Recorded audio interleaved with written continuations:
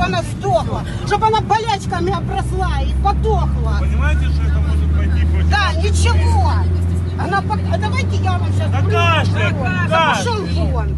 Вы не кашляй. правы. Ну, кашляй, кашляй. Пошел вон, пьяница вонючий. Кашляй. Они защищают человека, который заражает других. Вы проклинаете. Вы Да, я думаете ее головой. проклинаю, будь она проклята, Это сука. может подняться, сука, против твоих детей, думай головой. А ничего. Против ваших, твоего ребенка. Мразь ты. Мразь сам. Иисус моего ребенка хранит.